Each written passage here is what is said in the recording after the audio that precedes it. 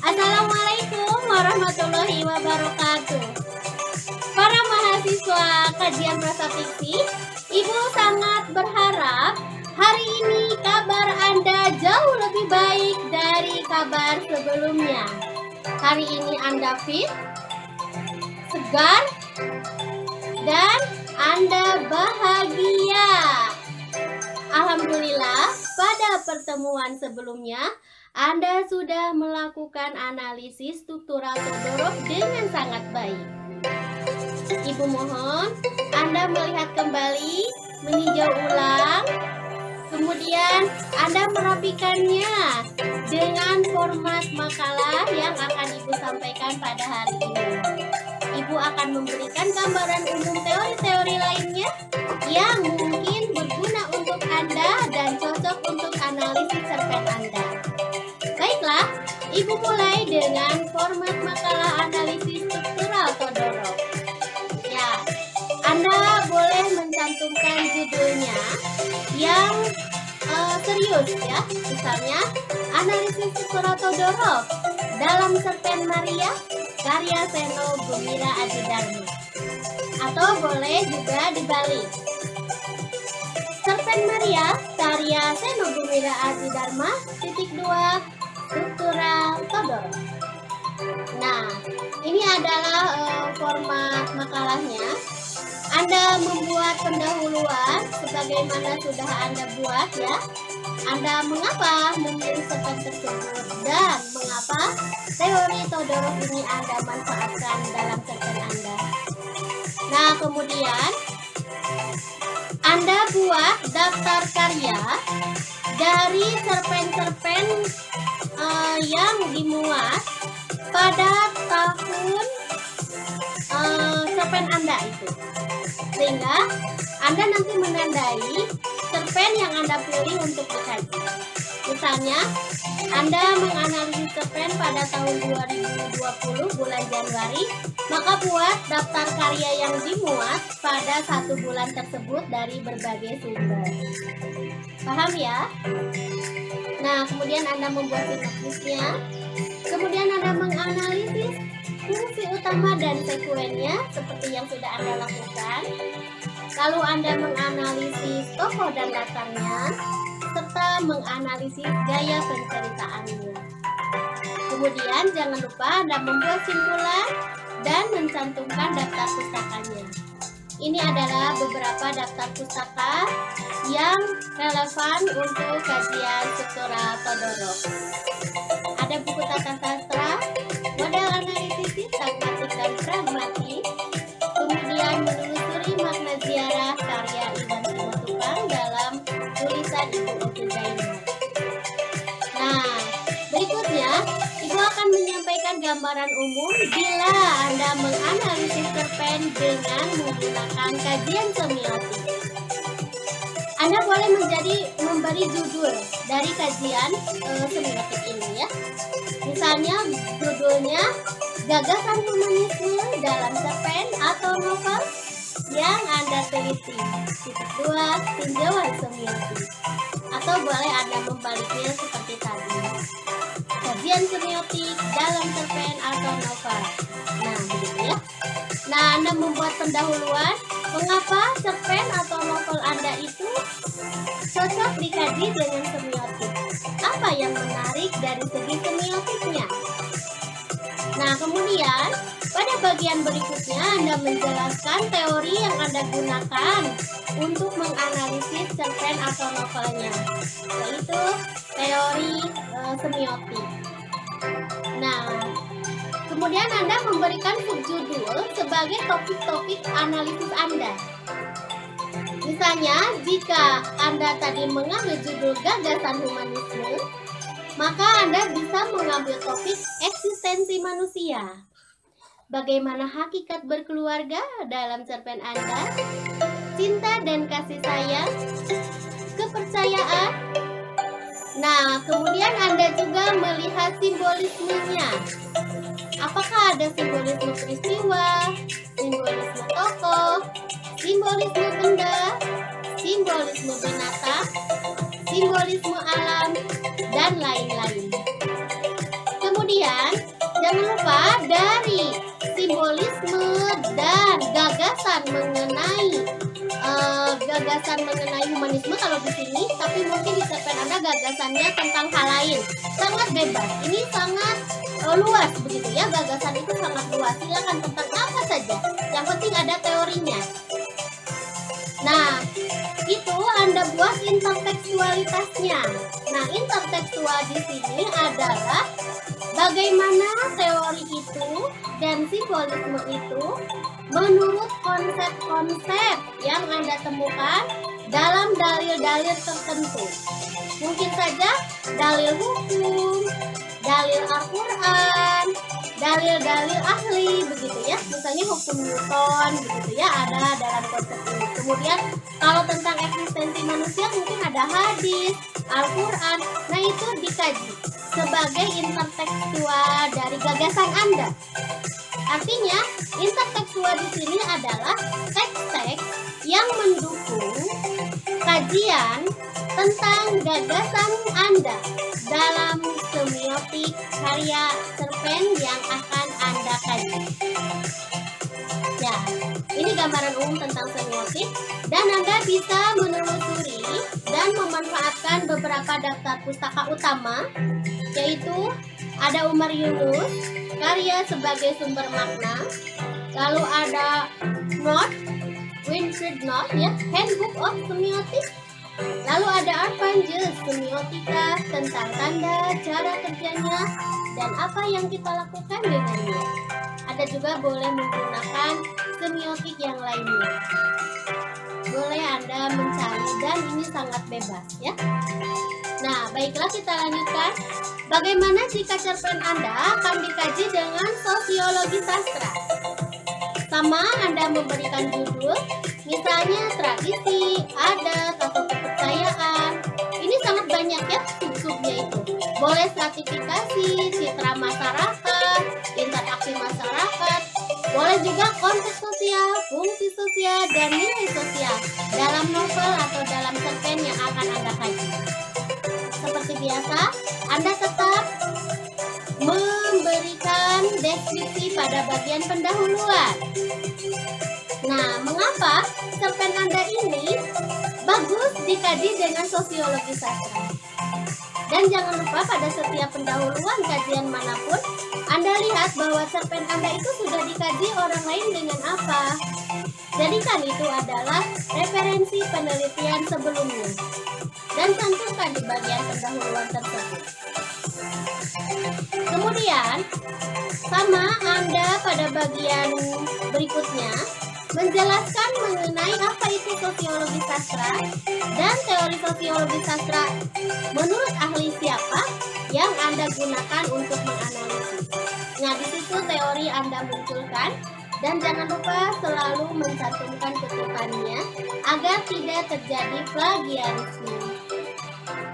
Nah, berikutnya beberapa subtopik bahasan yang bisa Anda lakukan atau yang bisa Anda munculkan di kajian sosiologi sastra ini adalah misalnya citra masyarakat tertentu ya. Misalnya nih Ibu mengambil contoh citra masyarakat Bali dalam sebuah novel, konteks, fungsi, dan nilai sosial. Silakan Anda mau mengambil apa saja, gunakan saja referensi dari sosiologi ya. Boleh stratifikasi masyarakat, boleh kedudukan sebuah masyarakat, boleh ya, mengenai tradisi juga boleh. Nah, misalnya Ibu mengambil topik citra masyarakat Bali dalam sebuah novel. Nah, maka di situ harus dilanjutkan ke dalam topik-topik berikutnya. Konteks masyarakat Bali seperti apa? Fungsi sosial masyarakat Bali seperti apa? Apakah ada fungsi hiburan di situ? Fungsi edukatif di situ? Fungsi yang lainnya, gitu ya? Itu silakan munculkan. Lalu bagaimana nilai-nilai bermasyarakatnya, nilai-nilai sosialnya, nilai religius, nilai didaktif, nilai-nilai yang lainnya. Jadi sangat banyak, topiknya tidak terbatas. Ya. Dan lagi-lagi harus membuat simpulan. Nah, kemudian daftar pustaka serta lampiran cerpennya ya. Nah, beberapa daftar pustaka mengenai sosiologi sastra bisa Anda manfaatkan dari Sapardi Djoko Damono, teori dan aplikasi sosiologi sastra. Kemudian dari Faruk, pengantar sosiologi sastra. Dari Umar Yunus, sosiologi sastra. Dari Nyoman Kuntaratna, paradigma sosiologi sastra. Juga dari Wayne Wallace dan Austin Warren mengenai teori kesusastraan, serta ada dari buku Wiyatmi ya mengenai teori dan kajian terhadap sastra Indonesia tentang sosiologi sastra. Ya, kita lanjutkan. Bagaimana jika cerpen Anda cocok dikaji dengan struktural genetik? Ibu beri contoh untuk subjudul struktural genetik. Misalnya, ideologi dakwah dalam novel Ayat-Ayat Cinta karya Habibur Rahman El-Siraji, analisis struktural genetik. Nah, di bagian pendahuluan, mengapa ayat-ayat cinta cocok dikaji dengan struktural genetik? Nah, apa itu ideologi? Ini sangat banyak bukunya. Tinggal Anda ambil referensi untuk diikuti pada bagian teori mengenai ideologi. Nah, subjudulnya ideologi apa saja sih yang muncul dalam novel tersebut? Nah, jadi tinggal dirinci saja. Misalnya ideologi dakwah dalam novel Ayat-Ayat Cinta. Ideologi apa lagi? Ideologi nasionalis, misalnya kalau ada. Ideologi apa lagi? Silakan, tergantung kepada teori ya. Mungkin saja dakwah juga sangat banyak di dalamnya. Nah, ya. Nah, kemudian ideologi tersebut bagaimana dimunculkan melalui relasi-relasi dalam strukturnya. Misalnya, ada relasi tokoh dan alur dalam mengemban ideologi dakwah. Ada relasi latar dan tokoh dalam mengemban ideologi dakwah. Ada relasi tokoh dan tema dalam mengemban ideologi dakwah. Ada relasi alur dan tema dalam mengemban ideologi dakwah. Dan ada pandangan dunia pengarang tentang ideologi dakwah tersebut. Anda rinci lagi, misalnya ideologi dakwah itu terdiri atas beberapa sub. Itu sangat boleh dan sangat memungkinkan. Misalnya ideologi dakwah tentang aurat perempuan, ideologi dakwah tentang tanggung jawab ayah dalam sebuah rumah tangga, ideologi dakwah tentang bagaimana menjalin hubungan antar sesama manusia, begitu ya, hablum minannas, antara kaum muslimin dengan kaum bukan muslimin, begitu ya, dengan non muslimin. Nah, itu kan ada dalam ayat-ayat cinta. Nah, itu dilihat dari relasi tokohnya, gitu ya, dari relasi latarnya. Tepat tidak sih misalnya Habibur Rahman El-Siraji menggunakan latar Kairo pada penyampaian ideologi tersebut? Tepat tidak menggunakan tokoh misalnya Fahri misalnya ya, dalam mengemban ideologi dakwah muslim? Nah, begitu ya. Anda juga boleh menggunakan beberapa daftar pustaka yang Anda cari sendiri ya. Salah satunya adalah pengantar sosiologi sastra dan strukturalisme genetik sampai postmodernisme, itu karya Faruk. Nah, yang lainnya ada kebanyakan ini untuk struktur genetik ini banyak di jurnal. Jadi Anda bisa mencarinya googling ya. Nah, bila cerpen Anda cocok dikaji dengan dekonstruksi, Anda boleh mengambil sub, misalnya politik dan tragedi dalam sebuah novel analisis dekonstruksi. Atau misalnya Anda bisa mengambil judul pemaknaan X, pemaknaan Y dalam novel atau cerpen yang Anda baca. Nah, ya. Dalam pendahuluan Anda kemukakan, di situ ada banyak hal-hal yang bisa dimaknai secara serius. Ternyata ada pemaknaan yang berbeda dalam cerpen yang Anda baca. Kemudian Anda menggunakan teori dekonstruksi. Apa sih pemaknaan yang terjadi dalam cerpen Anda? Silakan, begitu ya. Nah, baru masuk ke dalam subjudul dan topik-topiknya. Misalnya kalau tadi judulnya politik dan tragedi, dimaknai sesuatu yang berbeda, maka di situ munculkan politiknya. Misalnya ada pertentangan di situ antara pemaknaan politik liberalis dengan politik Islam. Nah, di sini uraikan ya, pembenaran atau penyanggahan terhadap politik yang memang di situ direpresentasikan dalam novel. Tentu saja dalam setiap analisis Anda harus selalu menerapkan teorinya, kemudian kutipannya dan deskripsinya, ya itu sesuatu yang terbiasa. Nah, bagaimana juga topik-topiknya, misalnya menggunakan topik pemaknaan revolusi dalam novel tersebut, pemaknaan anti perang yang berbeda dari sesungguhnya, pemaknaan sejarah itu boleh. Dan Anda boleh membaca lagi, mencari referensi tentang rekonstruksi di jurnal atau dimanapun, sehingga Anda mengambil topik-topik yang lain. Jadi dan lain-lain ini sangat luas ya. Nah, Anda bisa membaca Norris ya.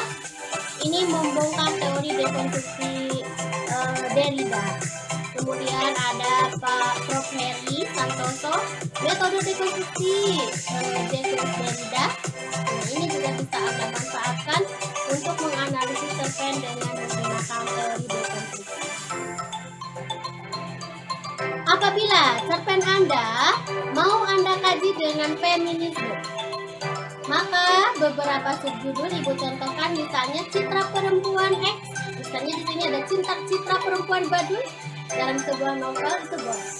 Nah, seperti biasa ada pendahuluan mengapa cerpen Anda mengambil citra perempuan.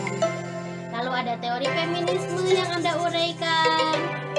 Nah, citra perempuan dan lain-lain seperti apa begitu ya. Jadi feminisme itu bagian besarnya, teori besarnya.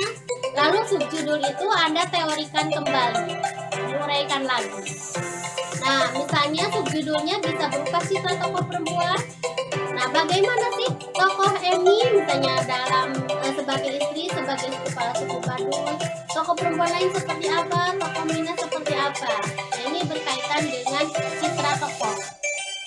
Citra tokoh sebagai apa, sebagai apa, sebagai apa.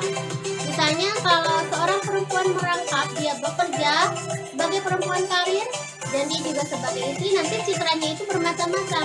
Citra dia sebagai perempuan karir, citra dia sebagai istri, citra dia sebagai apalagi begitu. Di situ ya sebagai anak dari keluarga yang seperti apa, misalnya itu bisa saja. Jadi setiap kedudukan yang diemban oleh seorang perempuan itu bisa diuraikan. Nah, begitu juga dengan kedudukan ya. Misalnya ada kedudukan tokoh gadis pantai dalam novel Gadis Pantai karya Pramudia Anantatu. Di situ kedudukan gadis pantai sebagai gadis kampung digambarkan. Lalu kedudukan gadis pantai sebagai ibu bangsawan juga ada. Dia pernah mengalami beberapa peristiwa dalam kehidupannya dan beberapa sesi yang berperan dalam dirinya itu beda, gitu ya. Kedudukan dia sebagai anak nelayan seperti apa dan seterusnya. Nah, boleh juga Anda membahas mengenai kekerasan terhadap perempuan, misalnya kekerasan yang dialami oleh tokoh X, kekerasan yang dialami oleh tokoh Y dan seterusnya. Boleh juga Anda mengangkat emansipasi wanita, begitu ya. Di situ ada perubahan paradigma, pikiran tokoh, kehidupan para wanita dan seterusnya. Nah, boleh juga Anda mengambil ideologi gender. Nah, itu juga bisa Anda pelajari. Silakan lihat berbagai jurnal atau analisis mengenai feminisme. Jadi, format makalah ini bukan sesuatu yang ajeb. Ini adalah hanya tokoh-tokoh topik yang bisa Anda analisis disesuaikan dengan cerpen Anda. Untuk feminisme, Anda boleh membaca buku kritik sastra feminis, analisis gender dan transformasi sosial, kemudian kritik sastra feminis, teori dan aplikasinya. Nah, berikutnya, jika cerpen Anda mengenai pasca kolonial, nah, mungkin saja di dalamnya itu berisi konflik. Sama seperti yang lainnya, Anda membuat pendahuluan mengapa cerpen itu cocok dikaji dengan pasca kolonial. Kemudian teori pasca kolonialnya Anda kemukakan dari berbagai buku, juga jurnal. Nah, lalu Anda Anda bahas subnya, misalnya tentang konflik, misalnya konflik Maluku Aceh, kaum kuat dan lemah itu dipertentangkan gitu ya. Bagaimana pertentangan tokoh X dan Y, apa sih, siapa pihak tertindas, seperti apa tertindasnya, lalu apa sih ada kebutuhan tempat dan pemindahan, atau ada rekonstruksi sejarah begitu ya, karena memungkinkan pasca kolonial ini mengangkat sejarah kolonial yang pernah terjadi. Lalu sistem perbudakan misalnya boleh. Jadi perbudakan terhadap tokoh X, perbudakan terhadap tokoh Y, kekuasaan tokoh X, kekuasaan mutlak tokoh Y misalnya ya. Nah, bisa juga misalnya konflik buruh. Nah, itu bisa. Konflik X dan Y, kekuasaan X dan Y, dan seterusnya ya. Dan jangan lupa Anda juga membuat simpulan dan daftar pustaka untuk setiap kajian apapun itu ya. Nah, Anda bisa membaca beberapa buku postkolonialisme, dan ini sangat banyak buku postkolonialisme itu ya. Ada buku-buku yang berbahasa Inggris juga banyak sekali ya. Ada Leila Gandhi misalnya ya. Ada Sohaini. Nah, ini buku Aren Pamela, buku Budianta dan Ratna Nyoman Kuntaratna. Ini adalah buku-buku yang berbahasa Indonesia. Silakan Anda cari lagi referensinya yang sangat banyak ya. Nah, jika cerpen Anda kaji dengan intertekstual, nah misalnya Ibu pernah mengkaji cerpen Malin Kundang 2000, Malin Kundang Pulang Kampung, dan Si Lugu dan Si Malin Kundang dengan tinjauan intertekstual. Jadi tentu saja di situ teori intertekstualnya dan di pendahuluan itu memang ada transformasi dari beberapa cerita begitu ya. Lalu Anda tinjau bagaimana cerpen tersebut. Lalu Anda buat intertekstual alurnya, intertekstual tokohnya, intertekstual latar, tema, dan seterusnya dari setiap cerpennya ya. Nah, misalnya juga Anda membuat intertekstual dari ketiga cerpen, atau Anda cukup 2 cerpen saja. Misalnya cerpen mengenai masjid yang roboh, itu kan ada beberapa tema yang sama, itu bisa saja ya, karya Nafis misalnya salah satunya, juga Anda mengambil karya yang lain. Nah, ini Anda menggunakan buku resepsi sastra, buku transformasi ya, dan buku evaluasi teks sastra ya. Bila Anda mau mencoba menganalisis dengan respon pembaca, Anda boleh menggunakan buku Titi Camama, buku evaluasi teks sastra juga. Nah, di dalamnya karya sastra itu, misalnya Anda mau melihat bagaimana respon pembaca terhadap novel Laskar Pelangi, nah atau terhadap cerpen Anda ya. Nah, tentu saja untuk respon pembaca ini memilih karya sastra yang memang sedang booming. Jadi kita ingin tahu seperti apa respon pembacanya. Misalnya Laskar Pelangi pada saat booming di penerbitannya bisa saja ya, tapi sekarang mungkin sudah lewat gitu ya. Nah, kemampuan pembaca dalam menyatakannya seperti apa, dalam merincinya seperti apa, dalam memahaminya seperti apa, dalam menerangkannya seperti apa, menghubungkan, menafsirkan, juga dalam menilai. Ini semacam angket ya, kita memberi pertanyaan-pertanyaan dari seluruh sub. Kemudian pertanyaan-pertanyaan itu kita olah, dan kita akan menemukan respon pembaca terhadap novel ini sangat baik, sangat bagus. Mungkin ada hal-hal yang perlu dievaluasi. Mungkin juga ada hal-hal yang memang dijadikan sebagai generalisasi ya, atau sebagai simpulan umum begitu, bahwa novel ini sangat bermanfaat untuk masyarakat Indonesia gitu. Nah, yang terakhir, kalau topik cerpen Anda cocok dengan topik hegemoni, maka Anda akan melihat beberapa hegemoni ya. Misalnya hegemoni budaya, hegemoni intertekstual, hegemoni moral, hegemoni ideologi, hegemoni ekonomi, hegemoni industri, hegemoni bahasa, hegemoni struktur sosial, hegemoni struktur kepercayaan, hegemoni kekuasaan, dan juga hegemoni politik. Nah, hegemoni ini berkaitan dengan kekuasaan di atas kekuasaan. Anda tinggal mendeskripsikan kekuasaan-kekuasaan apa saja yang muncul dalam karya tersebut ya. topiknya bisa bebas. Nah, Anda juga bisa menggunakan daftar pustaka sastra dan culture studies gitu, karya Nyoman Kuntaratna, dan juga teori hegemoni Gramsci ya. Boleh Anda mencari e-booknya. Kalau tidak ada, Anda juga boleh menggunakannya dalam jurnal. Ya.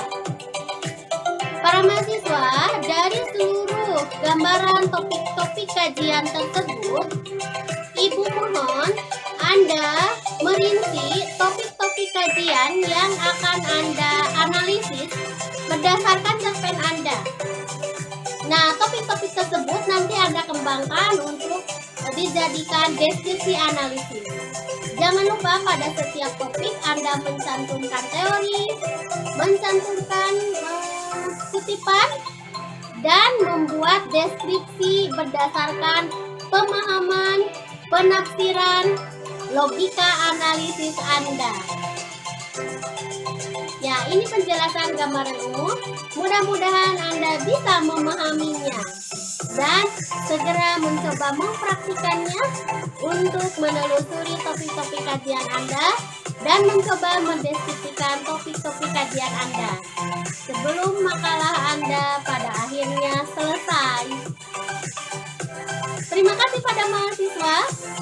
Pada saat ini, Ibu akan memberikan kesempatan untuk menganalisis Anda 2 minggu ke depan, karena Anda akan mempresentasikannya setelah UTS. Nanti kita bagikan jadwal presentasi Anda. Demikian yang dapat Ibu sampaikan mengenai gambaran umum teori-teori yang bisa Anda manfaatkan untuk mengkaji cerpen Anda. Terima kasih banyak. Jazakumullahu khairan katsira. Wassalamualaikum warahmatullahi wabarakatuh.